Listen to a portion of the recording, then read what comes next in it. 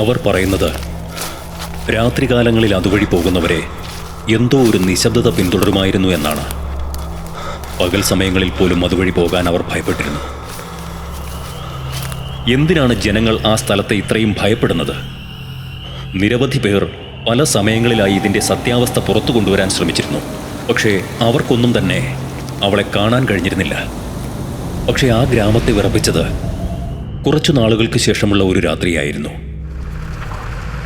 തെങ്കാശിയിൽ നിന്നും ചരക്കുകളുമായി വന്ന ഒരു ലോറി ഒരു വളവ് തിരിഞ്ഞതും ലോറിയുടെ എഞ്ചിൻ തനിയെ ഓഫായി. പെട്ടെന്ന് ആ കാടിനുള്ളിൽ നിന്നും ഒരു പിഞ്ചു കുഞ്ഞിൻ്റെ കരച്ചിൽ അവൻ കേൾക്കാൻ തുടങ്ങി. അവിടെ എങ്ങും മുല്ലപ്പൂവിൻ്റെ ഗന്ധം നിറഞ്ഞു നിന്നിരുന്നു. അവൻ്റെ ഉള്ളിൽ ഭയം നിറയുവാൻ തുടങ്ങി. അവൻ വീണ്ടും ആ ലോറി സ്റ്റാർട്ട് ചെയ്യാൻ ശ്രമിച്ചു. പക്ഷെ വണ്ടി സ്റ്റാർട്ടാകുന്നില്ല എന്ന് മാത്രമല്ല, ആ കുഞ്ഞിൻ്റെ കരച്ചിൽ കൂടിക്കൂടി വരാനും തുടങ്ങി. പെട്ടെന്നാണ് ലോറിയുടെ മുകളിൽ ഭാരമുള്ള എന്തോ ഒന്ന് വീഴുന്ന ശബ്ദം കേട്ടത്. പക്ഷേ അയാൾക്കൊന്നും തന്നെ കാണാൻ കഴിഞ്ഞില്ല. പെട്ടെന്ന് ആ കരച്ചിൽ നിലച്ചു. മഞ്ഞുമൂടിയ ലോറിയുടെ മുൻവശത്തെ ഗ്ലാസിൽ കൈപ്പാടുകൾ പതിഞ്ഞു വരാൻ തുടങ്ങി. അത് കണ്ടതിന് ശേഷം അയാൾക്കൊന്ന് അനങ്ങാൻ പോലും കഴിയുന്നുണ്ടായിരുന്നില്ല. എന്തോ ഒരു ശക്തി തന്നെ കീഴ്പ്പെടുത്തി വച്ചിരിക്കുകയായിരുന്നു എന്ന് അയാൾക്ക് അനുഭവപ്പെട്ടു. പക്ഷേ അപ്പോഴും അവൻ നിൽക്കുന്ന സ്ഥലത്തെക്കുറിച്ച് മാത്രം അവൻ ചിന്തിക്കാൻ മറന്നിരുന്നു. തിരുവനന്തപുരത്തെ പാലോടിനടുത്തുള്ള മൈലമൂട് എന്ന മലയോര ഗ്രാമം. പാലോട് നിന്നും കല്ലറയിലേക്ക് പോകുമ്പോൾ പിന്നീട് അങ്ങോട്ട് റിസർവ് ഫോറസ്റ്റ് ആണ്. മുന്നോട്ട് പോകുന്തോറും ആ കാടിൻ്റെ ഭാവം മാറും. നമ്മൾ അറിയാതെ തന്നെ ഒരു കൊടുംവളവിൽ നമ്മുടെ കണ്ണുടക്കും. അതാണ് സുമതി വളവ്.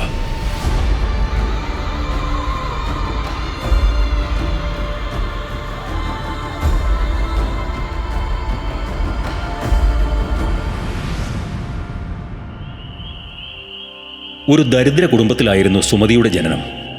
അരിക്കച്ചവടക്കാരിയായിരുന്ന സുമതിയുടെ അമ്മ ദൈനംദിന ജീവിതത്തിലെ പ്രശ്നങ്ങൾ കാരണം സാമ്പത്തികമായി ഏറെ ബുദ്ധിമുട്ടിയിരുന്നു.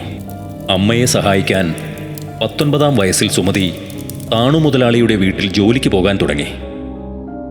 അതിസുന്ദരിയായിരുന്ന സുമതിയുടെ മേൽ മുതലാളിയുടെ മകൻ രത്നാകരന് എന്തെന്നില്ലാത്ത ഒരു ഭ്രമം തോന്നി. അധികം താമസിയാതെ അവർ തമ്മിൽ പ്രണയത്തിലാവുകയും ചെയ്തു.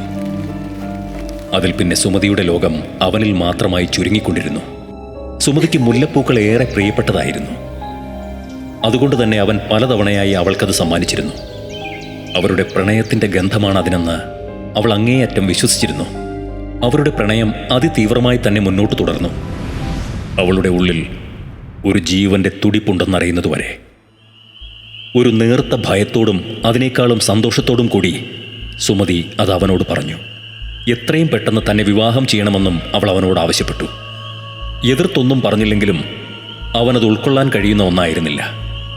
ആ മുല്ലപ്പൂക്കളുടെ മണം ചോരയുടെ ഗന്ധമായി മാറാൻ അധികം സമയം വേണ്ടി വന്നില്ല. 1953 ജനുവരി 27 പാങ്ങോട് മുതിര ദേവീക്ഷേത്രത്തിൽ തിരുവാതിര ഉത്സവം കാണാനെന്ന വ്യാജേന രത്നാകരൻ സുമതിയുമായി തൻ്റെ കാറിൽ പോവുകയായിരുന്നു. അവർക്ക് പോകുവാനുള്ള വഴിയിൽ നിന്നും മാറി കാടിനുള്ളിലെ വിജനമായ പാതയിലേക്ക് കയറിയപ്പോൾ സുമതിയിൽ എന്തോ ഒരു ഭയം നിറയുവാൻ തുടങ്ങി. ഈ നാട്ടിൽ നിന്നാൽ നമുക്ക് ജീവിക്കാനാകില്ല. തമിഴ്നാട്ടിലെ ഒരു ഉൾഗ്രാമത്തിൽ പോയി നമുക്ക് സുഖമായി ജീവിച്ചു തുടങ്ങാം എന്നവൻ സുമതിയെ പറഞ്ഞു വിശ്വസിപ്പിച്ചു. വഴിയരികിൽ ആരോ ഒരാൾ കാറിന് കൈ കാണിച്ചു. അത് രത്നാകരൻ്റെ സുഹൃത്ത് രവീന്ദ്രനായിരുന്നു. രവീന്ദ്രനാണ് തമിഴ്നാട്ടിൽ അവർക്ക് വേണ്ട താമസ സൗകര്യം ഒരുക്കുന്നത് എന്ന വ്യാജേന അവനും കാറിൽ കടന്നുകൂടി. ശേഷം ആ കാടിനുള്ളിലെ ഒരു കൊടും വളവിലായി രത്നാകരൻ വണ്ടി നിർത്തി. ഉടൻ തന്നെ രത്നാകരൻ സുമതിയെ കാറിൽ നിന്നും വലിച്ചു പുറത്തേക്കിട്ടു. അവൾ ഭയന്നു വിറച്ച ആ കാടിനുള്ളിലേക്ക് ഓടി. അവരും അവളെ പിന്തുടരുന്നുണ്ടായിരുന്നു.